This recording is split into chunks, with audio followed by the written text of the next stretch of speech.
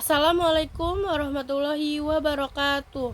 Saya Nadia Nuizatul Kamilah dari kelas Manajemen Komunikasi akan merevisi tugas audit humas. Hari ini saya akan membahas modul pertemuan 12 tentang komunikasi efektif dalam organisasi. Yang pertama yaitu meningkatkan kinerja komunikasi melalui audit humas yang efektif. Audit humas bertujuan untuk merencanakan program dan mengukur kinerja komunikasi organisasi. Praktisi humas harus mengelola komunikasi dengan baik untuk melindungi dan meningkatkan reputasi organisasi. Audit ini bertujuan untuk menilai seberapa baik kegiatan humas mendukung citra organisasi, membangun hubungan yang positif dengan publik, dan meningkatkan kepuasan stakeholder. Selain itu, audit humas juga mengukur kinerja berbagai alat komunikasi seperti kampanye media sosial, press release, dan acara publik, serta memastikan bahwa semua aktivitas humas dilakukan dengan mematuhi standar etika dan peraturan yang berlaku. Dengan melakukan audit humas, organisasi dapat mengidentifikasi area yang perlu perbaikan dan memastikan bahwa komunikasi yang dilakukan dapat berjalan secara efisien dan efektif. Selanjutnya ada pengertian komunikasi efektif. Apa sih komunikasi efektif?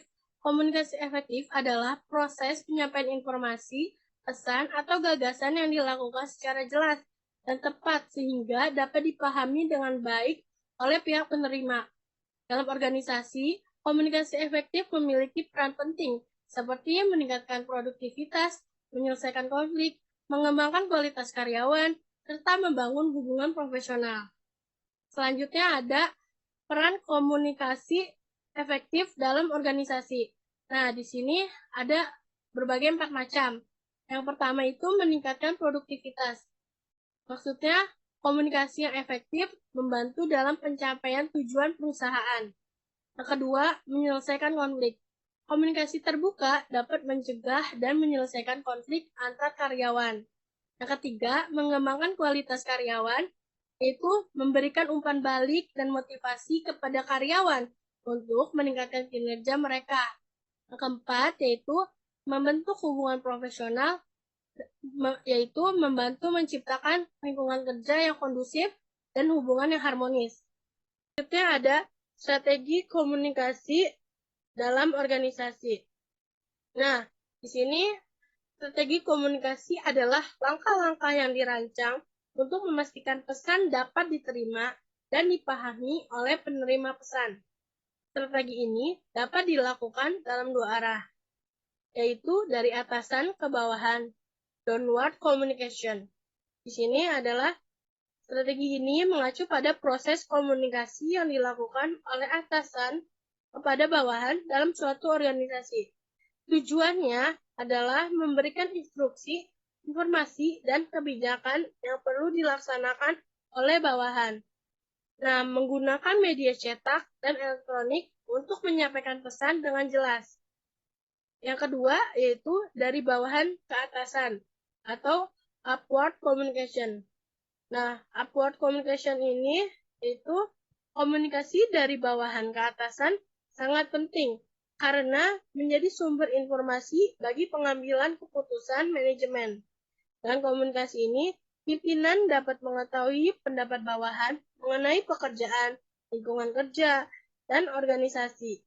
Menggunakan rapat rutinan atau tatap muka untuk memberikan masukan kepada atasan. Selanjutnya yaitu menciptakan strategi komunikasi yang efektif dalam organisasi. Nah, yang pertama itu mengenali karakteristik komunikan.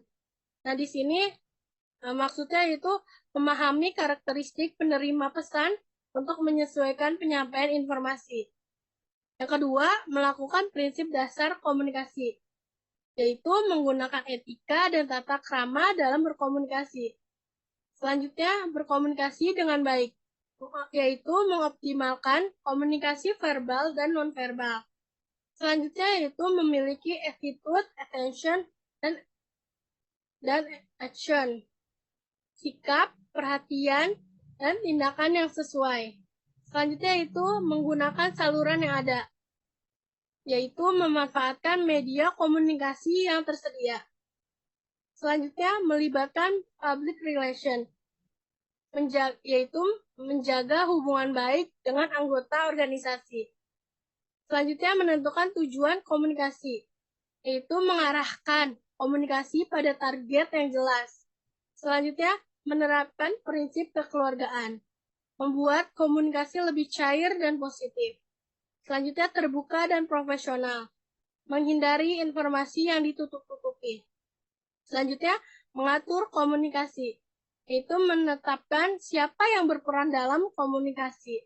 Dan yang terakhir yaitu mengawasi dan mengevaluasi, yaitu mengontrol serta mengevaluasi komunikasi yang dilakukan.